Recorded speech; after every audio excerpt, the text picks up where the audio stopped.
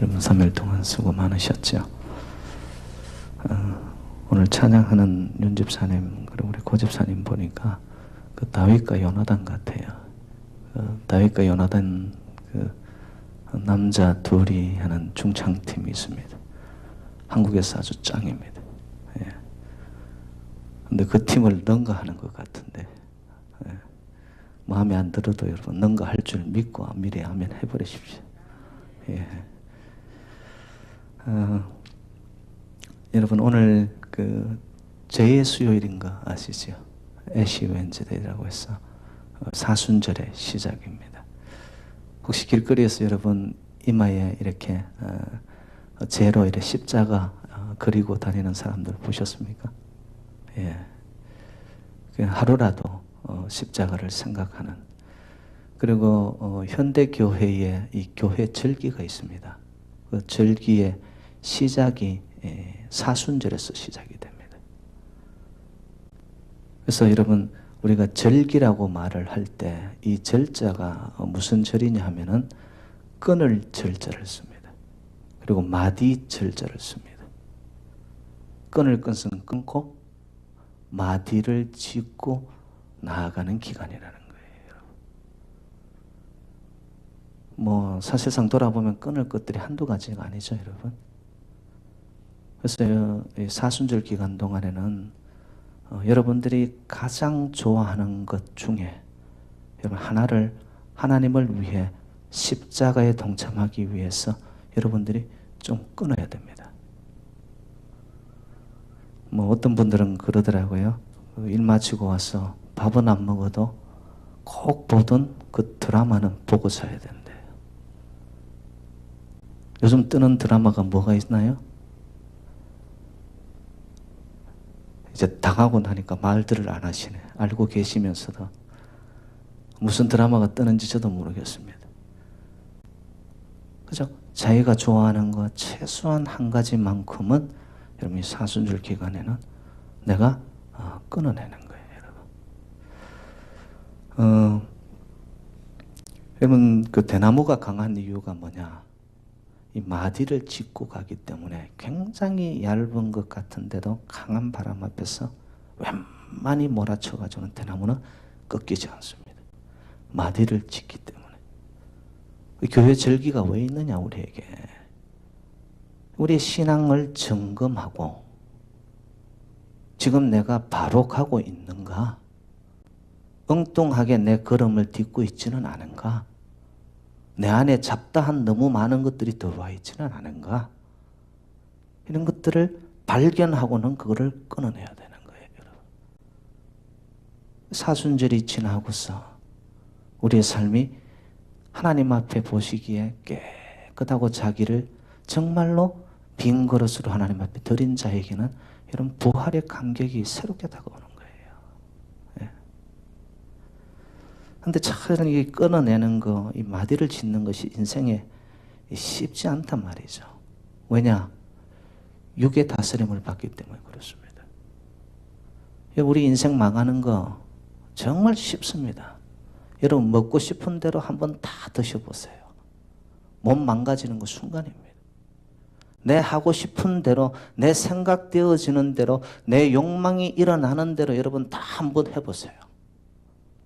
인생 그냥 망합니다, 여러분. 끊어내고 마디를 짚기 위해서는 우리는 어떻게 해야 되느냐? 육을 다스려야 되는 거예요, 육을. 사순절의 첫 단추라고 할 수 있는 것이 여러분 이 제2의 수요일입니다. 이 기간 동안에는 참회하고 통회하고 회개해야 됩니다.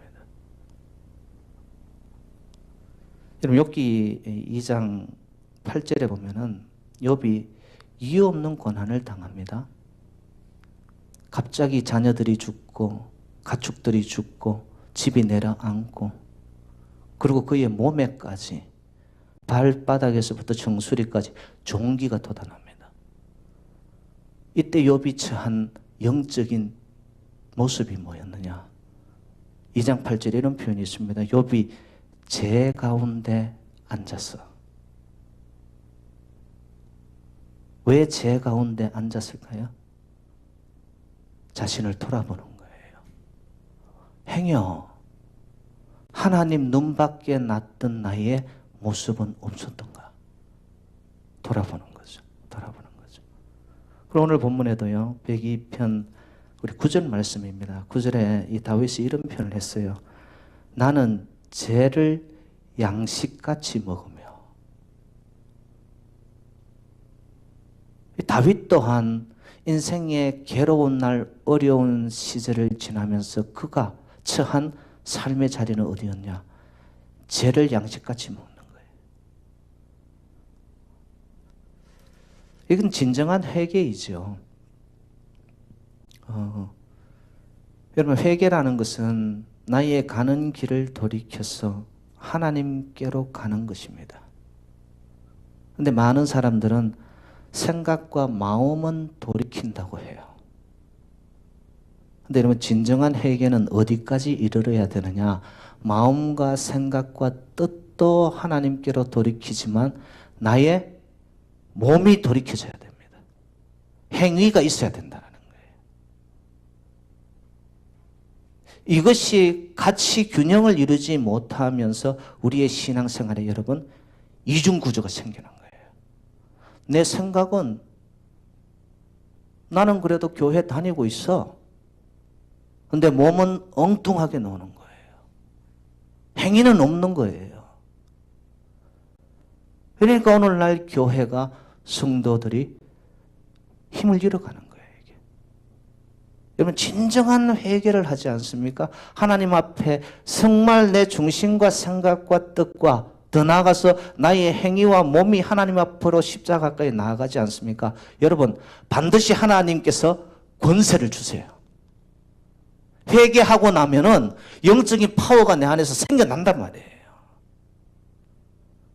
근데 왜 이렇게 힘없이 맥 빠진 크리스찬들로 사느냐? 생각만 관념적으로 돌아간다고 믿는 거예요.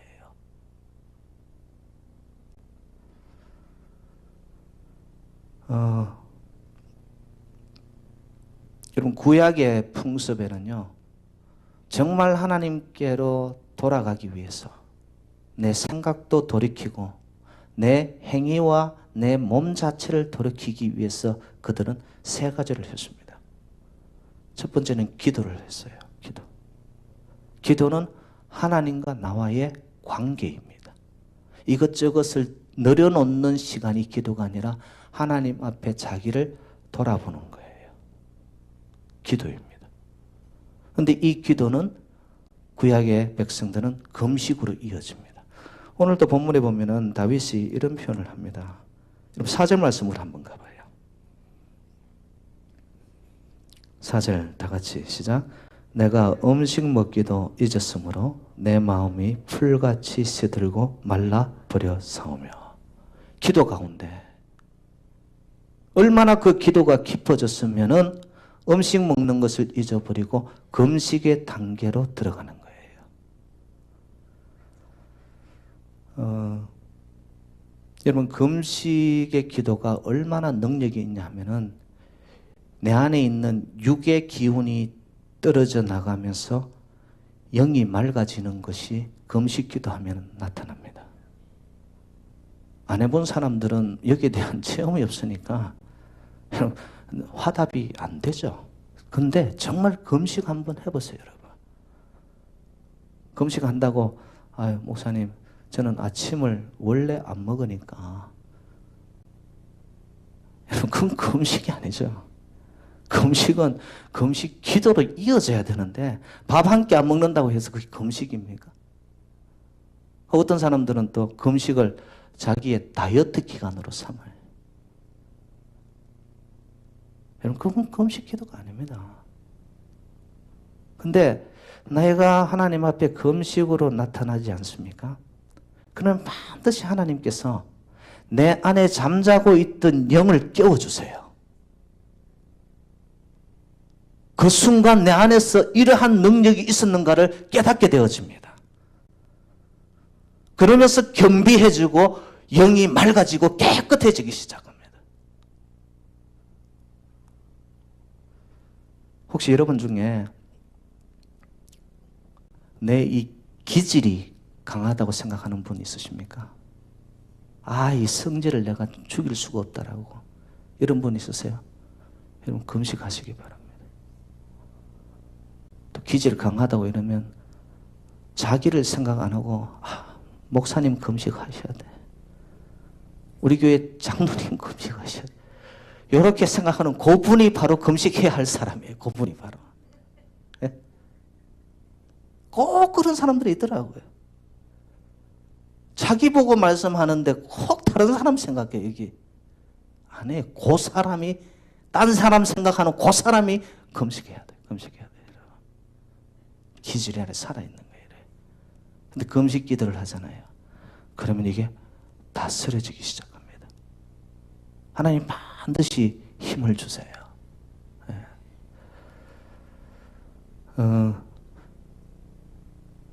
제가 이렇게 자라나면서 저희 부모님들의 이렇게 신앙생활을 이렇게 보면은 모르겠어요. 제 아버님이 왜 그러셨는지 지금 와서 돌아보면 신앙의 어떤 훈련이셨던 것 같은데, 어떤 특별 절기가 아니라고요. 아버님은 매주 주일날 아침을 금식하세요. 한 번에 제가 물었죠. 아버님 왜 그러세요? 했더니 막 본인의 영성 관리를 위해서 하신다는 거예요. 뭐 어릴 때 저희들은 여러분 사순절 지나면서 특별히 고난주간 때 성금요일 같은 경우는 하루 왼종일 훈련을 그냥 받는 거예요. 금식으로. 당연한 줄 알고 자랐어요. 그때는. 근데 저도 진짜 이제 50이 넘어가면서 이 새끼를 굶으니까요. 핑핑 돌더라고요. 근데 여러분 그런 과정을 겪으면서도 제 안에서 잠자고 있던 영이 깨어나는 것을 제가 느낍니다. 금식의 능력이죠. 금식을 해보면은요, 자신이 얼마나 물질 중심으로, 육체 중심으로, 자기 중심으로 살았는지를 깨닫게 됩니다. 그런 사람은요, 깨달은 후에게 반드시 삶의 초점이 어디로 나가느냐, 자기 중심으로만 되어졌던 삶이 금식을 통하여 영이 깨어지고 나서는 삶의 방향이 타인을 향하기 시작합니다. 타인을 향하면서 저 사람이 저렇게 어려움이 있었구나. 그러면서 나아가는 것이 뭐냐? 타인 사랑이 구제로 나아가게 됩니다. 여러분, 이 세 가지를 여러분이 잘 한번 생각해 보시기 바랍니다. 얼마나 이 연관성이 있는지 몰라요. 하나님과 나와의 관계의 기도, 그리고 내 안의 육체를 다스리기 위한 금식의 기도, 그리고 그 금식을 통해서 내 영이 깨어지고 나면은 보이지 않던 자들의 어려움, 고통, 가난, 질병이 보입니다. 그리고는 내가 이웃 사랑의 손길이 나아가기 시작하는 거예요. 진정한 구제이죠. 근데 이 기도, 금식, 구제는요, 여러분 타락한 지친 영혼을 하나님께로 돌리게 하는데 가장 기초적이면서도 가장 중요한 것들입니다. 여기에는 하나님의 영혼 구원의 총체적인 목적이 들어있는 거예요. 전인적인 구원을 향한 하나님의 계획인 거예요. 나 하나만의 구원이 아니라, 여러분 기도가 깊어지고 나를 비워내고 나니까 남들이 보여지고 세상이, 이 땅이 흘러가고 있는 것이 보여지면서 내 안에서 긍휼과 하나님의 그 가슴이 느껴지면서 나의 삶이 구제로 나아갑니다. 구제한다고 해서 꼭 물질을 향한 그것도 구제이지만 언어적인 구제도 있습니다. 남을 비방하고 시기하고 거짓말하고 질투하고 끊임없는 내 안에서 여러분 뭐 쌍욕도 나가잖아요. 여러분 생활 속에서. 그런데 언어를 통하여서도 구제가 나가기 시작해요. 세우기 시작하는 거예요. 놀라운 일이죠.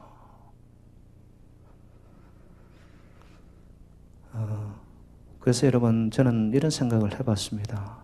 기도, 금식, 그리고 이 구제는 여러분 트라이앵글과 같은 거예요. 금식 기도하는 자는 반드시 남이 보입니다. 그리고 구제를 하고 타인을 향하는 마음이 있는 자는 반드시 기도하게 되어 있습니다. 기도하는 자는 기도가 깊어질 때 금식으로 나아갑니다. 이건 여러분 얼마나 연관성이 되어가지고 쉽게 말해서 신앙의 산발이와 같은 거예요. 이게. 그 위에 나의 신앙이 세워지고 우리의 교회가 세워지고 믿음이 세워지기 시작하고 튼실해지는 거예요. 튼실해지는 거예요. 그래서 여러분 이 사순절을 시작하면서 제가 오늘 이 애시에 대한 의미를 좀 되새기고 그리고 우리가 여러분 사순절을 맞으면서 좀 심도 있는 하나님 앞에 나아가는 회개의 기도도 하고요. 내 마음에 어떤 결단이 생기면 정말 일주일에 내가 한 끼 정도는 하나님 앞에 금식으로도 나타나 보고요. 그것이 넓어지기 시작하잖아요. 그러면은 주변의 사람들이 보여지고 그러면 사랑이 꽃 피어나기 시작하고요. 그러면 이 애쉬, 죄의 의미는 뭐냐? 이 죄라는 것은 종려나무 가지를 태워 가장 마지막에 남는 가루입니다. 새카만 죄이죠. 이게 뭘 의미하느냐? 자신을 태워 드린다라는 의미입니다. 메말라버린 내 영혼. 그래서 정말로 논바닥 갈라지듯이 갈라져 있는 나의 이 식어버린 영혼을 하나님 앞에 다 태워서 올리는 거예요. 굉장히 영적인 의미가 있죠. 내가 태워지는데 이게 올라가는 거예요, 여러분. 하나님이 받으시는 거예요. 이게. 두 번째 의미는 뭐냐 하면은 정화와 순수입니다. purify. 여러분 그 금이 정금인 같이 되어서 나오려면 어디를 통과해야 됩니까? 불을 통과해야 됩니다. 도가니를 통과해야 됩니다. 저와 여러분들이 신앙이 믿음이 여러분 정금같이 단단해지기를 원합니까? 그러면 죄의 의미 속에 있는 내가 정화되고 순수해져야 됩니다. 그럴 때 믿음이 흔들리지 아니하고 정금 같은 믿음으로. 세 번째 의미는 뭐냐 하면은 유한성입니다. 죄는 뭐죠? 훅 불면은 날아가 버립니다. 티끌이죠, 티끌. 그래서 여러분 장례할 때 보면 가장 마지막에 하는 화관 예배가 있잖아요. 화관 예배 때 목사님들이 빠지지 않고 쓰는 문구가 창세기 3장 19절입니다. Dust to dust. 흙에서 왔으니 흙으로 돌아갈지니. 여러분 유한을 가지고 있는 건데 이제는 이 욕망에서 붙잡히지 아니하고 나의 삶이 유한의 삶에서 영원의 삶으로 나아가는 소망을 보는 거예요. 이게. 그러니까 저와 여러분들이 여러분 흙에서 와서 흙으로 갈지라도 진정한 애시 죄의 의미는 뭐냐? 흙으로 끝나지 아니하고 나의 삶이 육의 삶으로 끝나지 아니하고 영의 삶으로 영원에 잇대어서 저와 여러분은 소망을 바라보며 나아갈 수 있다. 죄의 의미입니다. 그러고 나서 마지막이 뭐냐 하면은 죄는 밑거름입니다. 여러분. 영어로 제가 표현하면 파운데이션이에요. 여러분 농경사회 특별히 이 촌에서 자랐던 분들은 아마 알 거예요. 집단들을 모아가지고 태우죠. 죄가 남습니다. 그 죄를 엎드려 무엇으로 쓰죠? 결국에는 퇴비로 씁니다. 거름으로 씁니다. 밑거름이 됩니다. 여러분 죄가 되어서 이것이 사라져 없어지는 것이 아니라 완전히 연기처럼 무로 끝날 것 같았는데 밑거름이 되어져서 태워진 죄는 끝이 아니라 저와 여러분의 삶은 부활의 영광으로 다시 시작되는 겁니다. 그래서 저는 이 사순절 기간에 저와 여러분들이 여러분 이 의미를 한번 잘 곱씹어 보시기 바랍니다.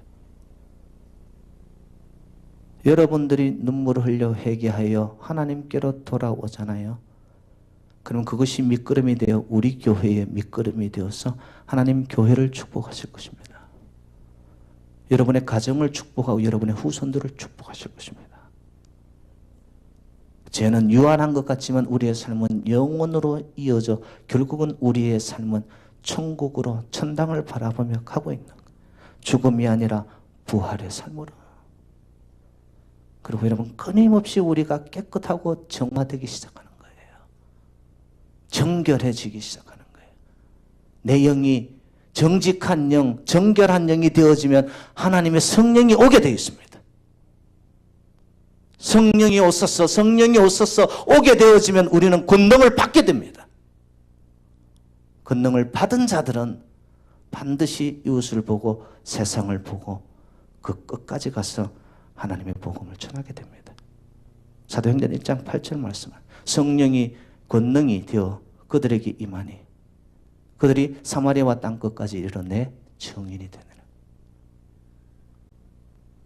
여러분 이 하나의 의미 속에도 하나님께서 이루시고자 하는 구원의 계획이 다 연관되어 있단 말이에요, 여러분. 그래서 사순절, 절 끊을 것, 마디 지을 것, 내 삶 속에 정말로 하나님 앞으로 돌아서야 될 것. 그러면 하나님은 우리를 새롭게 하시고 여기의 삶을 넘어서는 차원이 달라진 beyond, 그 너머의 세계, 영혼의 세계, 성령의 역사, 하나님의 놀라운 광대한 세계가 여러분의 삶의 현장 속에 심령에 넘쳐나시기를 주님의 이름으로 축원드립니다.